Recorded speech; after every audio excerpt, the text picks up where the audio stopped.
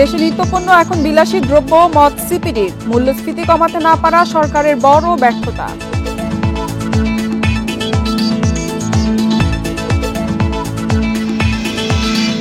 TCB family কার্ডের আওতায় আসবে মধ্যবিত্তরাও, স্থায়ী দোকানের মাধ্যমে পণ্য দেওয়ার পরিকল্পনা।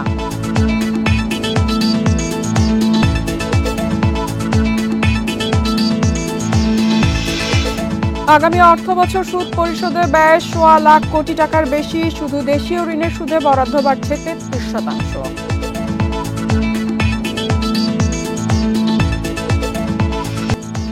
সবাইকে আমন্ত্রণ অর্থনীতি সারাদিনে, আপনাদের সাথে আছি ইফাতারা। শুনছিলেন শিরোনাম, এবারে জানাবো বিস্তারিত। মূল্যস্ফীতি কমাতে না পারা সরকারের বড় ধরনের ব্যর্থতা বলে মনে করছে গবেষণা সংস্থা সিপিডি। সংস্থার অর্থনীতিবিদরা বলছেন, এক শ্রেণীর অসাধু ব্যবসায়ীকে সুবিধা দিতে গিয়ে সরকার নিত্য পণ্যকে বিলাসী পণ্যের মতো দুর্লভ করে তুলছে। তারা জানান, ধনীর চেয়ে গরিবের কাছে পণ্য বিক্রি করে বেশি মুনাফা করছেন ব্যবসায়ীরা। আগামী বাজেটে প্রবৃদ্ধির পেছনে না ছুটে সামষ্টিক অর্থনীতিতে স্থিতিশীলতা ফেরানোর পরামর্শ দিয়েছেন তারা। ধনী গরিব নির্বিশেষে দেশের মানুষের প্রধান খাবার ভাত। দেশে উৎপাদন বাড়লেও ধারাবাহিকভাবে বাড়ছে চালের দাম। তবে মোটা চালের দাম যতটা বেড়েছে, চিকন চালের দাম ততটা বাড়েনি। সিপিডির গবেষণা বলছে, 4 বছরে পাইজাম চালের দাম বেড়েছে 15%, মিনিকেটের 17% ও মোটা চালের দাম বেড়েছে 30%। মসুর ডালের দাম বৃদ্ধির বেলায়ও একই চিত্র পেয়েছে সিপিডি। ছোট মসুরের দাম বেড়েছে 56%, অথচ মোটা মসুরের দাম বেড়েছে 95%। প্যাকেট ময়দার দাম বেড়েছে 45% আর খোলা ময়দার দাম বেড়েছে 60%। আরও অনেক পণ্যে এমন চিত্র দেখেছে সিপিডি। বাংলাদেশের চেয়ে মাথাপিছু আয় বেশি এমন 16 দেশের মানুষের খাদ্যের খরচ বিশ্লেষণ করেছে সিপিডি, যেখানে দেখা গেছে কলম্বিয়ার মানুষের ক্রয় ক্ষমতা বাংলাদেশের মানুষের 2.5 গুণ, অথচ খাবারের জন্য কলম্বিয়ার চেয়ে বাংলাদেশের মানুষের ব্যয় বেশি। দক্ষিণ আফ্রিকা, ব্রাজিল, ভিয়েতনাম সহ অনেক দেশের মানুষের ক্রয় ক্ষমতা বেশি হলেও ব্যয় বেশি বাংলাদেশে। আমাদের দুর্ভাগ্য যে আমরা মূল্যস্ফীতিকে একটা সহনশীল পর্যায়ে রাখতে না পারা, এটি কিন্তু আমি বলবো যে সরকারের একটা বড় রকমের ব্যর্থতা। অর্থনীতি এখন উচ্চ প্রবৃদ্ধি ধরবার সময় নয়, অর্থনীতি এখন সামষ্টিক স্থিতিশীলতা আনার সময়। ডলার ও ঋণের সুদহার বাড়ানো, কর বাড়িয়ে সরকারের আয় বাড়ানোর চেষ্টা মূল্যস্ফীতি নিয়ন্ত্রণে ইতিবাচক পদক্ষেপ বলছে সিপিডি। তবে সরকার নিজের ব্যয় নির্বাহের ক্ষেত্রে বিপরীত অবস্থান নেয় সুফল মিলছে না, ক্ষতিগ্রস্ত হচ্ছে মানুষ। অস্টারিটি মেজারের এই জিনিসগুলো যতটা আমরা বেসরকারি খাতকে মাথায় নিয়ে করি, ততটা সরকারি খাতকে মাথায় নিয়ে করি না। তার ফলে দুর্ভোগটা দীর্ঘস্থায়ী হয়, লিকেজ থেকে যায়, সাধারণ মানুষ ভোগে বেশি। সিপিডি বলছে, যে হারে মানুষ প্রবাসে কর্মে নিয়োজিত হচ্ছে, সে হারে রেমিট্যান্স বাড়ছে না। হুন্ডি বন্ধ করতে না পারা সরকারের বড় ব্যর্থতা বলেও জানান গবেষকরা। Ruhul Amin, independent news, Dhaka. আসছে অর্থ বছরে টিসিবির ফ্যামিলি কার্ডের আওতায় আসবে মধ্যবিত্তরাও। রোববার রাজধানীর মিরপুরে জুন মাসের পণ্য বিক্রি কার্যক্রমের উদ্বোধনী অনুষ্ঠানে কথা জানিয়েছেন বাণিজ্য প্রতিমন্ত্রী। এ সময় চালের দাম আর বাড়বে না বলেও আশ্বাস দেন তিনি। এদিকে সচ্ছল মানুষ অবৈধভাবে টিসিবির পণ্য নিয়ে যাচ্ছে বলে অভিযোগ করেন কার্ডধারীদের অনেকেই। টিসিবির পণ্য কিনতে ফ্যামিলি কার্ডধারীদের ভিড়। বাজারের চেয়ে কম দামে পণ্য নিতে গরম উপেক্ষা করে গাদাগাদি লাইনে অপেক্ষায়। এবারও একজন কার্ডধারী 200 টাকায় 2 লিটার সয়াবিন তেল, 150 টাকায় 5 কেজি চাল, 60 টাকা দরে 2 কেজি মসুর ডাল কিনতে পারছেন। একই সঙ্গে ঢাকা সিটি ও গাজীপুরে 70 টাকায় 1 কেজি চিনিও পাওয়া যাচ্ছে। তবে অনেকেরই অভিযোগ, দীর্ঘ সময় অপেক্ষায় থেকেও নিম্নবিত্তদের অনেকেই বঞ্চিত হচ্ছেন। অবৈধভাবে পণ্য নিয়ে যাচ্ছেন সচ্ছল অনেকেই।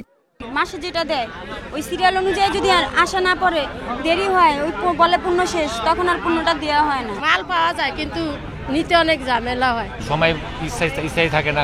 কোনো মাসে 16 তারিখে, কোনো মাসে 10 তারিখে। তাদের সব আছে, তারপরে তারা দিচ্ছে, কিন্তু যাদের নাই তারা একে একে 2 বার 3 বার কার্ড জমা দিয়েও তারা কার্ড পাচ্ছে না। দেশে ফ্যামিলি কার্ডধারী রয়েছে 1 কোটি পরিবার।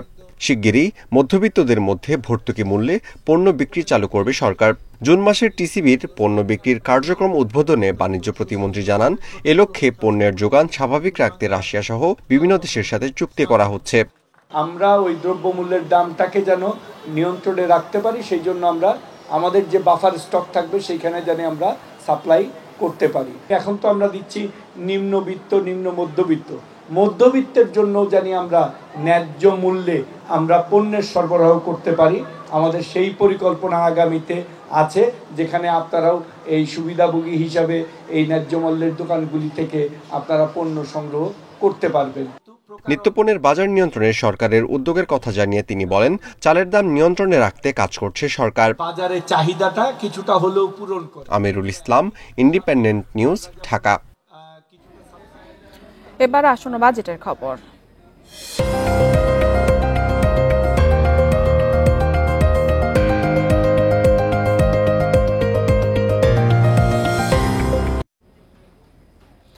আগামী বাজেটে শুধু দেশীয় ঋণের সুদ পরিশোধে বরাদ্দ বাড়ছে প্রায় 33%। এ খাতে বরাদ্দ থাকছে 1 লাখ কোটি টাকার বেশি।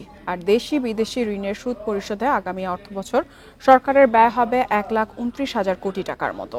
বিশ্লেষকরা বলছেন, এ ব্যয়ের বোঝা বইতে হবে সাধারণ মানুষকে, যা অর্থনীতিতে আরও চাপ তৈরি করবে। গত 2 বছরে ডলারের বিপরীতে টাকার অবমূল্যায়ন হওয়ায় সরকারের সুদ পরিশোধের খরচ অনেক বেড়েছে। সম্প্রতি বাংলাদেশ ব্যাংক ডলারের বিনিময় হার বাড়িয়ে 117 টাকা করেছে। তাই আগামী অর্থবছরে বৈদেশিক ঋণের সুদ ব্যয় আরও বাড়বে। এছাড়া বেড়েছে ব্যাংক ঋণের সুদহার ও ট্রেজারি বন্ডে বিনিয়োগের সুদ ব্যয়। চলতি অর্থবছরের শুরুতে সরকার সুদ পরিশোধ বাবদ 94,376 কোটি টাকা বরাদ্দ রেখেছিল। আগামী অর্থবছরে দেশীয় ঋণের সুদ পরিশোধে বরাদ্দ চলতি অর্থবছরের চেয়ে 33% বেড়ে 1,09,000 কোটি টাকা হতে পারে। একইভাবে বৈদেশিক ঋণের সুদ পরিশোধে বরাদ্দ 61% বাড়ছে। বাজেট একটা বিশাল অঙ্ক কিন্তু এবার নির্ধারণ করছে ঋণ পরিশোধ করার জন্য। বাংলাদেশ ব্যাংক একটা দিশে আছে, কোনদিন ডিফল্ট করে, কিন্তু বোঝাটা কার উপরে পড়ছে ঋণ পরিশোধে? আলটিমেট ডেফিসিট হচ্ছে এবং লোকের করের বোঝা বাড়বে। এখন বহু ভ্যাট এবং নিজের প্রত্যেকটা পণ্যের উপরে সব বসিয়ে দেবে, ওদের সাধারণ মানুষের উপর পড়ছে। হিসেব বলছে 31 ডিসেম্বর পর্যন্ত সরকারের ঋণের পরিমাণ 16,59,334 কোটি টাকা। এর মধ্যে দেশীয় ঋণ 9.5 লাখ কোটি টাকা। ঋণ করে কিন্তু যেটা করে ঋণের টাকাটা কিন্তু সদ্ব্যবহার করতে, ঋণ নিতে টাকা যদি অপচয় করে, 5 টাকার জিনিস যদি 500 টাকা দিয়ে কেনেন, তো সেই ঋণ শোধ পরিশোধ করতে পারবেন না আপনি, যেটা আপনি প্রাইভেট সেক্টরে দেখছেন ডিফল্ট লোন হচ্ছে।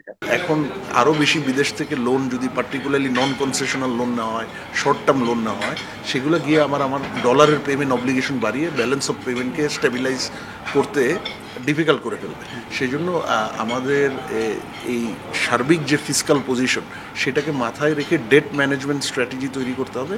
অর্থ মন্ত্রণালয়ের তথ্যমতে সরকারের পরিচালন বাজেটের সবচেয়ে বড় অংশ ব্যয় হচ্ছে দেশি বিদেশি ঋণের সুদ পরিশোধে। তৌহিদ রানা, ইন্ডিপেন্ডেন্ট নিউজ, ঢাকা। চট্টগ্রামে ব্যাংকের লকার থেকে প্রায় 150 ভরির স্বর্ণালংকার গায়েবের অভিযোগ উঠেছে। নগরীর ইসলামী ব্যাংক চকবাজার শাখায় এই ঘটনা ঘটেছে। এ ঘটনায় ভুক্তভোগী গ্রাহককে মামলার পরামর্শ দিয়েছে পুলিশ। তবে ব্যাংক কর্তৃপক্ষের দাবি, ব্যক্তিগত লকারে তাদের যাওয়ার সুযোগ নেই। 29 মে চট্টগ্রামে ইসলামী ব্যাংকের চকবাজার শাখায় গিয়ে নিজের বরাদ্দ লকারটি খোলা দেখতে পান রোকেয়া আক্তার বাড়ি। সেখান থেকে গায়েব 150 ভরি স্বর্ণালংকার। রোকেয়া আক্তার বাড়ির সন্দেহ, লকারের একটি চাবি ব্যাংকেও আছে।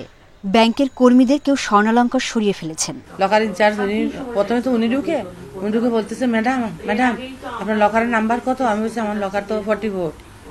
ম্যাডাম আপনার লকার তো খোলা, সামনের দিকে যে গোলগুলা ছিল কিচ্ছু নাই, পিছনের দিকে 7-8টা প্যাকেট না, জাস্ট বক্সের মধ্যে রাখি তো 7-8টা বক্স, 2টা বক্সের মধ্যে অল্প অল্প গোল্ড পাইছি, আর 5-6টার ভিতরে নাই, খালি।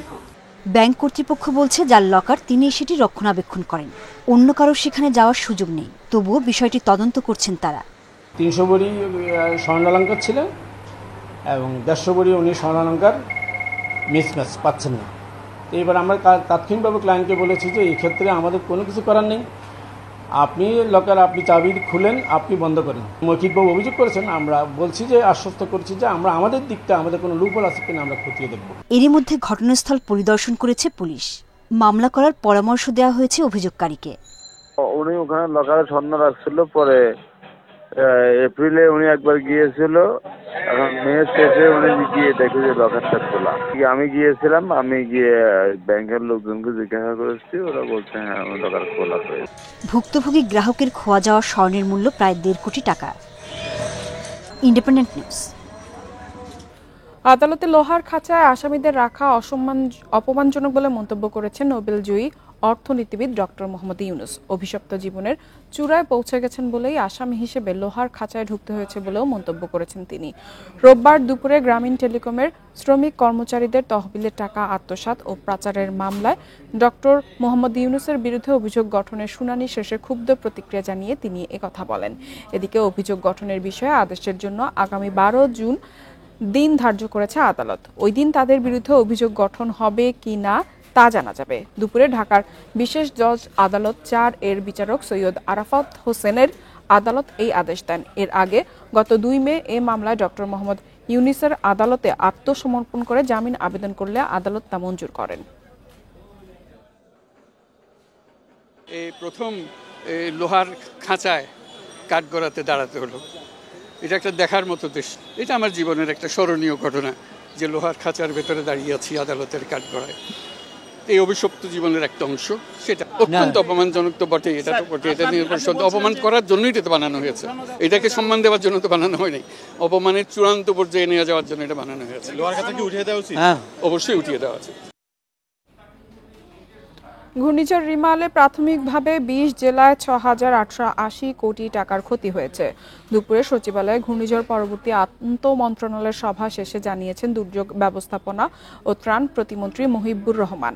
1,500 ট্রলার ও 1163টি প্রাথমিক বিদ্যালয়ের ক্ষতি হয়েছে বলে জানান তিনি। এই বিষয়ে বিস্তারিত তথ্য আগামী রোববার প্রধানমন্ত্রীর কাছে তুলে ধরা হবে। ঘূর্ণিঝড় রিমালের আঘাতে উপকূলীয় এলাকায় 46 লাখ মানুষ ক্ষতিগ্রস্ত হয়েছেন। প্রায় 400 কিলোমিটার জুড়ে তাণ্ডব চালানো ঘূর্ণিঝড়ের প্রভাবে উপকূলীয় এলাকার অবকাঠামোর ব্যাপক ক্ষতি হয়েছে। দুর্যোগ ও ত্রাণ মন্ত্রণালয়ের হিসেবে 1 লাখের ওপর পুকুর ডুবেছে লবণাক্ত পানিতে। ঘেরের শত কোটি টাকার মৎস্য সম্পদ নষ্ট হয়েছে। 1,500 ট্রলার ও 1163টি প্রাথমিক বিদ্যালয়ের ক্ষতি হয়েছে। এছাড়া প্রাণী সম্পদ মন্ত্রণালয়ের 889টি স্থাপনাও ক্ষতিগ্রস্ত। রোববার সংবাদ সম্মেলনে জানান প্রতিমন্ত্রী। ক্ষয়ক্ষতির পরিমাণ 6,880 কোটি টাকা।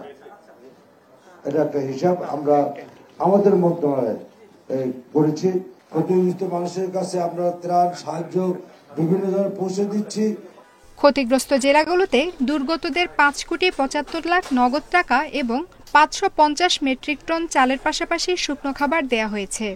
শিশু খাদ্য ও গবাদি পশুর খাদ্যের জন্য টাকা এবং ঘর মেরামতে দেয়া হয়েছে ঢেউটিন।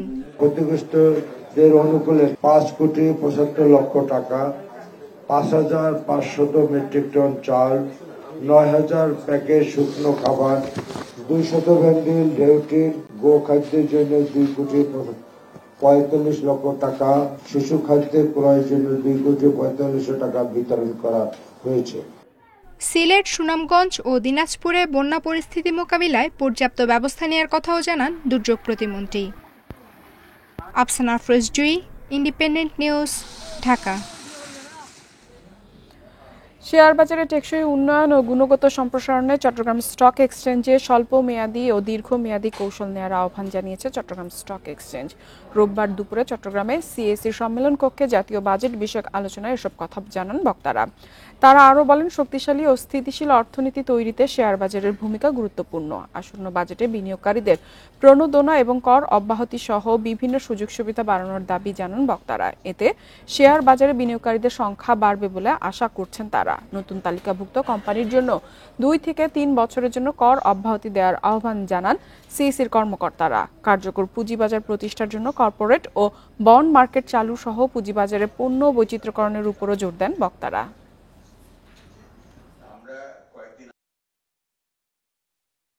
পুঁজিবাজারের জন্য বাজার মধ্যস্থতাকারীর সক্ষমতা ও বিনিয়োগকারীর সংখ্যা বৃদ্ধিকরণ। বর্তমানে বিভিন্ন সীমাবদ্ধতার কারণে দক্ষ বাজার মধ্যস্থতাকারী প্রতিষ্ঠানের সংকট রয়েছে। পাশাপাশি বিনিয়োগকারীর সংখ্যাও উল্লেখযোগ্য হারে কম। এই সংখ্যা একটি কাঙ্ক্ষিত স্তরে উন্নীত করা প্রয়োজন। শেয়ার বাজার খবর। সূচকের পতন দিয়ে এই সপ্তাহ শুরু ঢাকার শেয়ার বাজারে প্রধান সূচক কমেছে 18.29 পয়েন্ট। আগের দিনের চেয়ে লেনদেন কমেছে 24 কোটি টাকার বেশি। এ সময় দর হারিয়েছে 56 ভাগ প্রতিষ্ঠানের শেয়ার। অন্যদিকে চট্টগ্রাম স্টক এক্সচেঞ্জে সার্বিক সূচক কমেছে 52.50 পয়েন্ট। রোববার দিনের শুরুতে ইতিবাচক ছিল ঢাকা স্টকের সূচক। লেনদেনের প্রথম 10 মিনিটে প্রধান সূচক বাড়ে 33 পয়েন্ট। এরপর শুরু হয় উত্থান পতন। লেনদেন শেষে ডিএসইএক্স সূচক কমেছে 18.29 পয়েন্ট, অবস্থান করছে 5233 পয়েন্টে। সূচকের সঙ্গে ডিএসইতে কমেছে লেনদেনের পরিমাণও। আগের দিনের চেয়ে 24 কোটি টাকা কমে আজ লেনদেন হয়েছে 349 কোটি 49 লাখ টাকা। হাতবদলে অংশ নেওয়া 391টি কোম্পানি ও মিউচুয়াল ফান্ডের মধ্যে দর হারিয়েছে 56 ভাগ প্রতিষ্ঠানের শেয়ার। এর মধ্যে দর বেড়েছে 124টির, কমেছে 219টির এবং অপরিবর্তিত রয়েছে 48টি প্রতিষ্ঠানের শেয়ারের দর। সবচেয়ে বেশি লেনদেন হওয়া প্রতিষ্ঠানের তালিকায় প্রথম বিচ হ্যাচারি, দ্বিতীয় এশিয়াটিক ল্যাবরেটরিজ, তৃতীয় অবস্থানে আলিফ ইন্ডাস্ট্রিজ। শতাংশের দিক থেকে দরবৃদ্ধির তালিকায় প্রথম অবস্থানে গ্লোবাল হেভি কেমিক্যালস, দ্বিতীয় সেন্ট্রাল ফার্মাসিউটিক্যালস, তৃতীয় অবস্থানে এএফসি অ্যাগ্রো। অন্যদিকে চট্টগ্রাম স্টক এক্সচেঞ্জে সার্বিক সূচক কমেছে 52.50 পয়েন্ট। লেনদেন 87 কোটি 31 লাখ টাকার শেয়ার। ইফাতারা, independent news. এবারে জানাবো বিশ্বের প্রধান মুদ্রার সাথে টাকার আজকের বিনিময় হার। দর অপরিবর্তিত। যুক্তরাষ্ট্রের ডলারের বিনিময় হচ্ছে 117 টাকা 90 পয়সা। যুক্তরাজ্যের পাউন্ডের দর বেড়েছে, বিনিময় হচ্ছে 157 টাকা 78 পয়সা। ইউরোর দরও বেড়েছে, বিনিময় হচ্ছে 134 টাকা 25 পয়সায়। দর অপরিবর্তিত। ভারতীয় রুপির বিনিময় হচ্ছে 1 টাকা 45 পয়সায়। সৌদি রিয়েলের দর বেড়েছে, বিনিময় হচ্ছে 31 টাকা 59 পয়সায়। আরব আমিরাতের দিরহামের দরও বেড়েছে, বিনিময় হচ্ছে 32 টাকা 26 পয়সায়। কুয়েতি দিনারের দর বেড়েছে, বিনিময় হচ্ছে 386 টাকা 84 পয়সায়। এছাড়া মালয়েশিয়ান রিঙ্গিতের দর বেড়েছে, বিনিময় হচ্ছে 25 টাকা 18 পয়সায়।